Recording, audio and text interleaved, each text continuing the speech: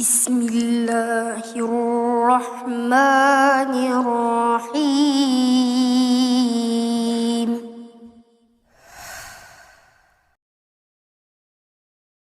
Hadirin hadirat yang dimuliakan Allah Subhanahu wa taala. Alhamdulillah, di pagi hari ini kembali kita bisa duduk di Masjid Nidul Ilmi Kapling Beliung Suku Pangbatang. Salawat dan salam tak lupa kita hadirkan kepada Rasul kita Nabi besar Muhammad sallallahu alaihi wasallam. Sedikit mengambil ibrah dan pelajaran dari seorang sahabat yang oleh Nabi sallallahu alaihi wasallam dikatakan sabaqaka bika Ukasah, telah mendahulukan Ukasah ibn Mihsan. Kenapa Nabi sallallahu alaihi wasallam sampai bicara seperti ini? Dan siapa Ukasah ibn Mihsan ini? Kenapa namanya terkenal sampai hari ini? Ukasah ibn Mihsan ini masuk as-sabiqul awwalun, orang yang mula masuk Islam dari deretan as-sabiqun al-awwalun dari sahabat muhajir. Orangnya ganteng, putih, tinggi, dan wibawa. Sampai-sampai Nabi SAW selalu menjadikan Ukasah ini pemimpin dalam pasukan. Jadi kalau Nabi SAW mengirim semacam sariyah, pasukan khusus untuk memata-matai musuh ataupun menyerang musuh, maka Ukasah ini selalu menjadi pemimpinnya. Ketika kemudian sahabat-sahabat Nabi hijrah dari Mekah ke Madinah, maka Ukasah pun ikut hijrah dari Mekah ke Madinah. Maka peperangan pertama kali yang sejarah mengatakan perang pembeda antara hak dan yang batil, perang dengannya Allah Subhanahu wa taala tetap diibadahi sampai hari ini sampai kiamat, yang disebut dengan perang Badar. Ukasah ini terkenal keberaniannya sampai menjat Nabi SAW dalam perang Badar ini kepada Ukasah ibn Mihsan ini. Jadi Ukasah ini sangat berani ketika perang, sampai dia melawan banyak musuh, berakhir pedangnya patah sehingga tidak bisa digunakan. Akhirnya kemudian dia datang kepada Nabi SAW mengadu soal pedangnya itu, karena pedangnya patah, tinggal pedangnya saja dan tidak bisa berperang lagi tanpa pedang. Maka disebut dalam Bidayah wa Nihayah Katsir, Nabi SAW kemudian memberikan tongkat dari kayu. Kemudian Rasul, ambillah tongkat ini, gunakan pedang, gunakan sebagai pedang. Tongkat itu diambil oleh Ukasah ibn Mihsan, tiba-tiba tongkat itu betul-betul jadi pedang. Warnanya sangat putih dibandingkan pedang yang lain, dan pedang itu diberi nama Saiful Udi. Udi itu artinya dahan dari sebuah pohon, dan itu selalu dibawa oleh Ukasah pedang itu karena itu mukjizat masalahnya. Tongkat tiba-tiba jadi pedang. Dan pula yang dijadikan jihad setiap kali berperang sampai di Abu Bakar Siddiq radhiyallahu anhu, dan gugur di perang Yamamah ketika memerangi Musailamah al-Kadzab dalam Hadikatul Maut itu. Yang ingin saya ceritakan yang menarik dari kisah Ukasah ibn Mihsan ini, ketika Nabi SAW bermimpi, dalam mimpinya diperlihatkan banyak pedang.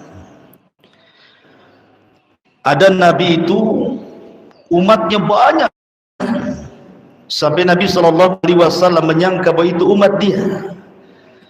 Tapi kemudian dikatakan, itu bukan umatmu wahai Muhammad, itu umatnya Musa.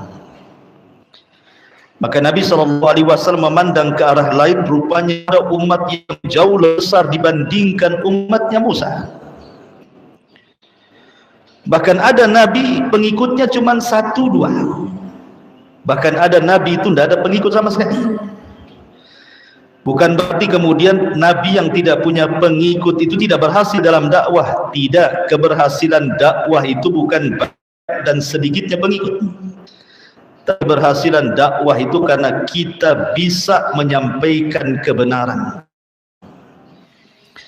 Kita bisa menyampaikan kebenaran, yang hak dikatakan yang batil dikatakan batil, yang syirik dikatakan syirik, yang tauhid katakan tauhid, yang sunnah katakan sunnah, yang bid'ah katakan, yang maksiat katakan maksiat, yang taat katakan taat. Qulil haq walau kana murrah, katakan yang benar walaupun itu pahit rasanya, kata ulama. Jadi keberhasilan dakwah itu kalau kita bisa menyampaikan kepada umat. Lah, ada nabi itu tidak punya pengikut sama sekali. Apa kita katakan gagal dakwahnya? Tidak, mereka berhasil karena sudah menyampaikan kebenaran. Karena taufik itu milik Allah, bukan milik kita. Ketika Nabi SAW melihat umatnya jauh lebih banyak, karena kita tahu umat Islam ini penghuni 2/3 surga. Jadi 2/3 surga itu penghuninya umat Islam, berdasarkan permintaan Rasul kepada Allah Subhanahu wa Ta'ala. Beruntunglah kita menjadi umat. Ada sekian banyak umat Rasul yang dilihat Rasul di padang mahsyar itu. Dikatakan kepada Nabi SAW, di antara umatmu itu wahai Muhammad, ada 70,000 yadkhulunal jannah bighairi hisabin wala adab. Ada 70.000 yang masuk surga tanpa hisab dan adab. Artinya keluar kubur saja direct masuk surga. Tidak ada proses di padang mahsyar. Karena di proses di padang mahsyar itu disebut hisab. Ini tidak pakai hisab-hisab ini, apalagi adab, direct saja sudah masuk surga. Sehingga para sahabat ini, setelah Nabi SAW menyampaikan mimpinya itu, mimpi Nabi itu wahyu, bukan kayak mimpi antum. Jadi sahabat berbincang satu dengan yang lainnya, siapa 70.000 itu? Apakah kami para sahabat, ataukah putra-putra sahabat yang tidak menyekutukan Allah, kalau saja ke bumi langsung masuk Islam, ataukah siapa? Masalahnya Rasul langsung pergi itu waktu itu. Tapi ketika sahabat mulai ramai menerkan 70.000 itu, Rasul keluar. Kemudian menyampaikan siapa 70.000 itu. Rasul tidak menyebutkan orangnya, tapi Rasul menyebutkan sifat-sifatnya saja. Artinya memungkinkan para sahabat, memungkinkan juga kita. Kata Nabi SAW, siapa mereka? Alladzina la yastarqun wala yaqawun wala yatatayyarun wa ala rabbihim yatawakkalun. Pertama, orang yang tidak minta diruqyah. Ingat, minta diruqyah itu mengurangi tauhid. Tetapi apakah seorang yang minta diruqyah itu pada 70.000? Tidak. Ulama menjelaskan maksudnya yang masuk, yang tidak ada 70.000 orang yang minta diruqyah itu orang-orang yang sebentar-sebentar minta ruqyah. Tapi kalau seandainya orang ini punya penyakit dan tidak ada cara lain penyembuhannya kecuali dengan ruqyah, maka tidak terkeluar dari 70.000. Jadi yang luar itu memang ada alternatif pengobatan lain, kemudian dia minta ruqyah. Ini mengurangi tauhid. Dari segi mana mengurangi tauhidnya? Karena biasanya orang yang minta ruqyah dan sembuh itu terkadang hatinya terkait kepada sang peruqyah atau bacaan orang yang meruqyah. Jadi kalau yang meruqyah ini Ustaz Aswad, wah, sekali dia hem saja jinnya keluar umpamanya kan. Kalau Ustaz ini lama katanya. Akhirnya kan kurang tauhidnya. Jadi ketika ada keterpautan kita dengan sang peruqyah, itulah akhir tauhid kita kurang. Makanya dikeluarkan dari 70.000 orang yang masuk surga tanpa hisab dan azab, karena mereka orang-orang yang sempurna tauhidnya. Kemudian yang kedua, wayak tahun, orang yang tidak minta diobati dengan cara kai. Kai itu besi yang dibakar, dipanaskan. Karena zaman dulu, zaman sekarang kan enak. Kalau kita tersabat pisau, ada alkohol, ada dokter, ada obatnya, supaya tidak tetanus kan itu. Kalau zaman dulu susah, sehingga biar supaya bekas tebasan pedang dalam perang itu tidak membusuk, tidak menjadi penyakit, maka caranya dibakarkan, kemudian diletakkan di bekas luka itu. Lah cara seperti ini dimansuh di dalam Islam. Kenapa? Karena ini mengurangi tauhid. Dari segi mana? Mengurangi rasa takut kepada Allah. Karena kalau sudah melihat besi warna merah, rasa takut kepada besi bisa saja melebihi rasa takut dia kepada Allah. Terkuranglah tauhidnya di sini. Makanya pengobatan cara seperti ini dilarang. Makanya orang-orang yang sudah terkadang ditato, kemudian dia hijrah ingin bertobat dan ingin menghilang tatonya. Kalau dulu kan disetrika tuh. Zaman sekarang udah canggih, udah pakai laser. Zaman pakai duit masalahnya. Kalau zaman sekarang nggak pakai setrika lagi. Kan pakai setrika panas kan gitu. Mikir tuh. Sebab kalau bertato langsung dikangi masalahnya. Jadi penyakit yang pengobatan sistem seperti ini dimansuh dalam Islam tidak bisa. Karena menakutkan masalahnya, bisa mengurangi takut. Kemudian yang ketiga, wala yatatayyarun, tidak tatayyur. Tatayyur itu diambil dari kalimat tayrun, artinya burung. Karena di zaman jahiliyah jurusan dagang mereka cuma negara. Rihlatas syita'i wassaif. Rihlatas syita'i wassaif. Syita itu musim dingin, saif itu musim panas. Kalau musim dingin mereka tidak tahan, makanya ke negara yang dekat Yaman. Kalau musim panas mereka bisa jauh sampai ke Syam. Ya. Jadi sebelum jahiliyah ini berangkat ke Yaman atau ke Syam, pamannya mereka hendak ke Yaman, maka mereka menerbangkan satu burung.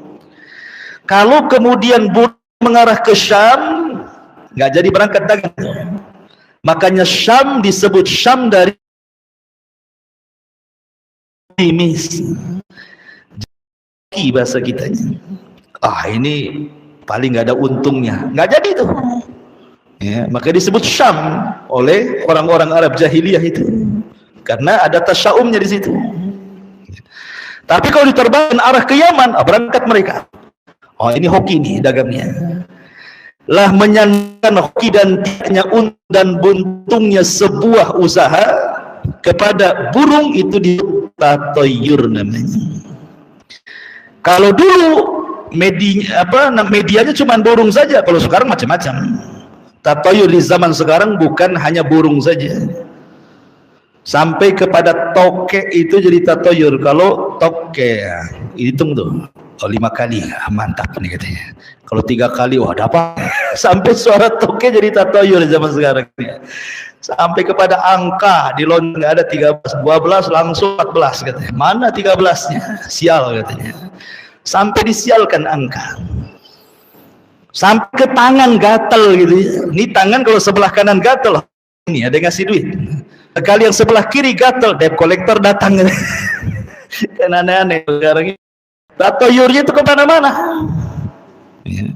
Dan itu kecil-kecil gitu ya. Itu mengurangi tauhid.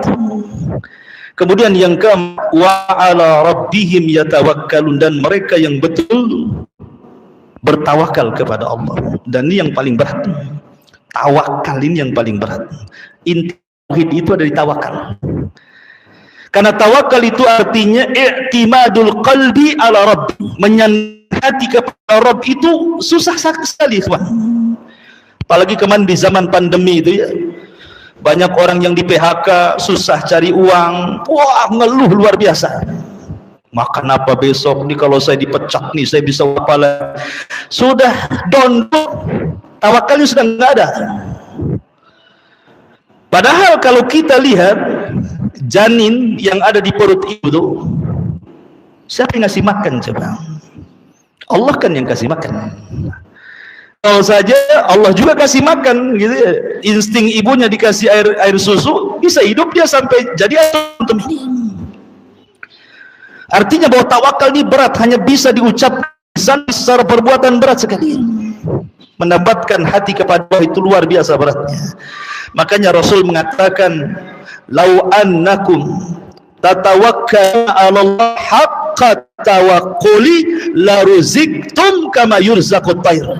Akal kata Rasul, maka kalian akan diberikan rizki seperti Allah kasih rizki burung. Keluar lapar, dah kenyang. Gimana caranya burung dicari makan coba? Allah arahkan. Makanya sering saya katakan, antum tahu binatang dinding itu cicak di dinding itu. Makanan kekayaan cicak tuh nggak suka pete, nggak suka jengkol, nggak suka pecel, nggak rawon, nggak suka. Cicak itu cuma sukanya satu, nyamuk. Coba makanannya cuma nyamuk saja. Sementara nyamuk di zaman sekarang habis kena baygon, habis kena bat nyamuk, habis kena apa lagi hit, habis kena apa lagi macam obatnya sekarang. Sehingga jatah makan cicak itu berkurang kan. Sementara menurut ahli cicak, saya bukan ahli cicak ya, ini menurut ahli cicak, cicak itu kalau bertelur paling sedikit 8 butir. Nah, bisa antum cek. Cicak itu paling sedikit kalau bertelur itu 8 butir. Tetapi cicak tidak ada yang ngeluh kan. Walaupun makanan habis dimakan baygon dan bat nyamuk, dimakan hit, tidak ada istri cicak ngomong sama suaminya, "Bang, susah makanan, kita bertelur 2 sajalah," kan itu umpamanya gitu ya. Gak usah banyak-banyak, kita KB saja. Tetap saja makanan sedikit mau banyak, kapan telurnya? Manusia tidak tahu seperti cicak gitu. Negeri banyak, takut punya anak 3 itu. Pikirannya siapa yang ngasih makan, siapa ini, siapa itu. Tawakalnya di mana? Itu maksudnya. Sementara cicak itu subhanallah, lawannya cicak nyamuk saja. Nyamuk itu lebih parah lagi, karena rizkinya nyamuk itu ada di antum, darah antum tuh. Belum nempel saja antum sudah tetak. Takut deketi antum, nunggu antum ngorok dulu, baru datang dia. Gitu. Habis nih ya, nyamuk nih kalau gigit darah nih, dia tidak bisa mengkonsumsi makanannya sampai nempel di dinding. Kalau dia masih terbang-terbang tuh, belum jadi itu makanannya, masih di tangan. Kalau sudah nempel di dinding, baru masuk ke perut, sampai di dinding, di cicak, habis lagi. Coba bayangkan ya, ini cicak pis nyamuk saja. Kalau cerita rizki itu, subhanallah, manusia Allah mudahkan, tapi tidak ada tawakal. Makanya kenapa orang yang tidak tawakal itu dikeluarkan dari 70.000 ini. Yang ingin saya ceritakan dengan kisah Ukasah ibn Hasan ini, ketika Rasul menyebutkan 4 ciri orang yang akan masuk surga tanpa hisab dan azab ini, subhanallah. Tiba-tiba Ukasah berdiri. Semua sahabat memandang Ukasah. Kemudian Ukasah mengatakan, "Ya Rasulullah, ud'uhum, doakan aku termasuk mereka 10.000 itu." Ketika Ukasah mendapatkan izin dari Rasul, "Anta minhum," termasuk mereka, semua sahabat berdiri. "Aku juga Rasul, aku Rasul." Kata Rasul, "Sabaqaka bika Ukasah." Oh, tidak bisa, Ukasah sudah mendahului kalian semuanya. Sebab itu nama Ukasah ibn Mihsan terkenal. Bukan hanya sekedar dijanjikan masuk surga, tapi lebih daripada itu, dijanjikan masuk surga tanpa hisab azab.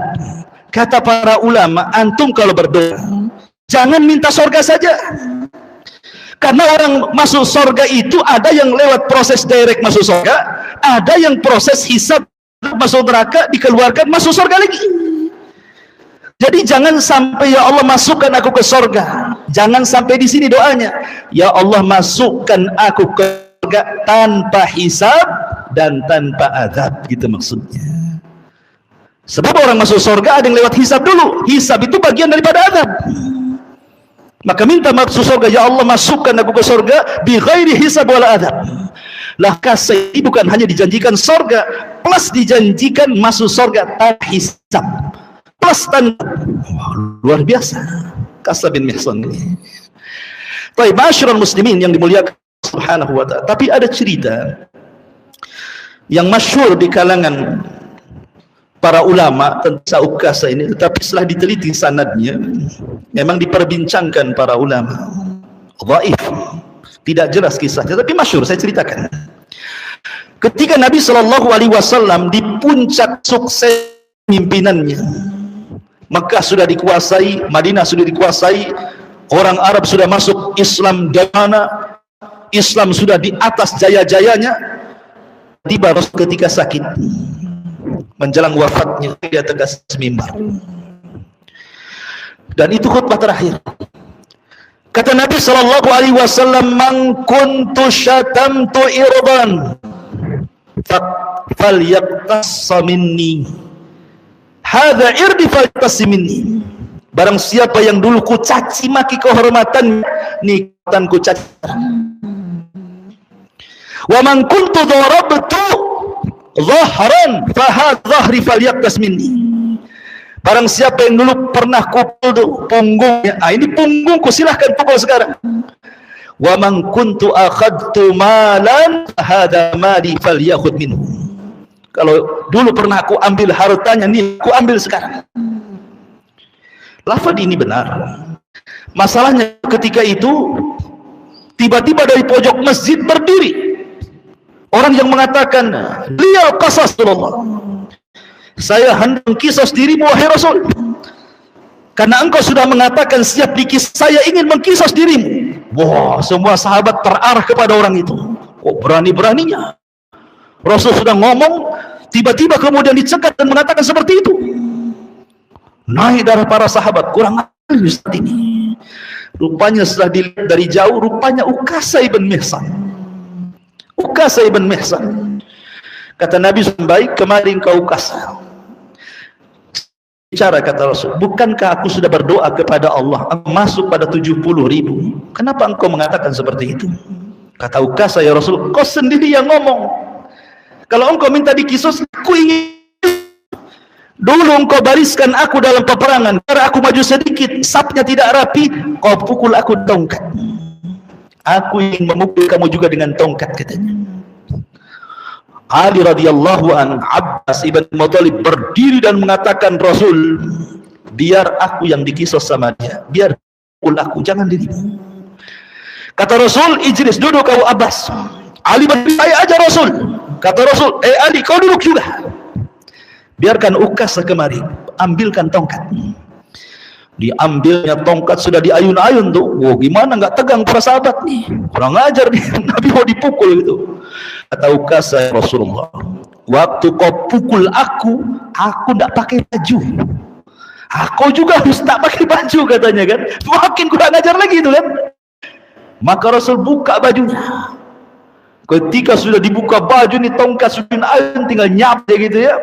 Tiba-tiba dilempar tongkat itu di peluknya Nabi SAW dan mengatakan, "Ya Rasulullah, aku ingin kulitku terakhir menyentuh kulitmu." Semua menangis.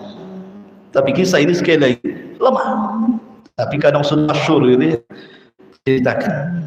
Masyarul muslimin yang dimuliakan Allah Azza wa Jalla.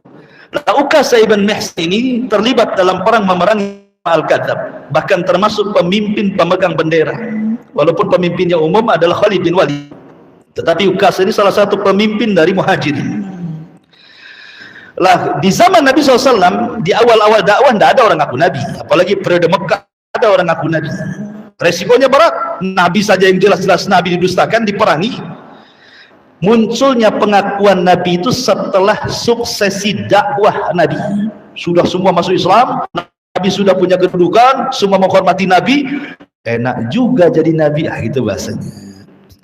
Maka di akhir hayat Rasul muncullah nabi-nabi palsu itu. Kepengen dihormati seperti Nabi SAW. Muncullah Tulaihah ibn Khuwailid, muncullah Sajah bintul Haris, muncullah Musailamah al-Kadzdzab. Ada 4, yang satunya lupa. Maka perempuan namanya Sajah bintul Haris itu perempuan ngaku itu di zaman Nabi. Pernah kawin sama Musailamah al-Kadzdzab, nabi palsu kawin dengan nabi palsu itu. Cocok kan gitu ya. Musailamah nikahi bintul Haris itu. Sesama nabi palsu saling menikah. Tapi Allah takdirkan saja tobat, kemudian baik Islamnya. Termasuk Tulaiha juga. Tulaiha ini tobat. Tobat kemudian baru masuk Islam. Tidak tobat itu 2. Al-Aswad Asi dari Yaman tidak tobat sampai mati, dan Musailamah al-Kadzdzab tidak tobat. Tapi dari 4 di akhir-akhir kehidupan Rasul yang ngaku nabi itu yang paling baik Musailamah al-Kadzdzab. Kenapa? Karena dia didukung oleh kalahnya Yamamah. Yamamah itu tahu nabi itu nabi benar, Musailamah itu nabi palsu. Tapi karena hamiyah jahiliyah, kesukuan, nggak peduli mereka. Kalau ucapan dari kabilah kami walaupun dusta kami dukung, tapi ucapan mereka walaupun benar kami dustakan, katanya. Itu saking fanatiknya. Makanya fanatik kabilah itu bahaya. Ya. Apalagi di zaman itu banyak murtad. Pasukan Abu Bakar ini tidak banyak. Kenapa? Karena pasukan Umar bin Zaid yang disediakan sebelum wafat tidak digunakan Abu Bakar sekali, karena ikatkan memerangi orang Romawi. Jadi memang Abu Bakar Siddiq luar biasa dengan tentara yang sisa tentara bukan pilihan. Mereka lah yang memerangi Musailamah al-Kadzdzab di bawah kepemimpinan bin Walid. Dari sini banyak yang terjadi karena yang terlibat dalam peperangan itu bukan rata-rata para pakar Quran, para ibadah, para ulama. Makanya banyak meninggal. Ya, dari sini sebab pembukuan Al-Quran dari karena banyaknya para hufad meninggal. Maka Umar kemudian meminta kepada Abu Bakar agar mushaf dijadikan dan dibukukan. Baru Abu Bakar pun bukukan, disebabkan perang Yamamah. Banyaknya orang yang meninggal para hufad itu. Lah, Ukasah radhiyallahu an gugur perang ini. Syahid. Ya. Ukasah Ihsan radhiyallahu anhu. Wallahu a'lam bishawab. Mudah-mudahan manfaatnya. Subhanallah bihamdika asyhadu an la ilaha illa anta astaghfiruka wa atubu ilaik. Allahu ta'ala. Assalamualaikum warahmatullahi wabarakatuh.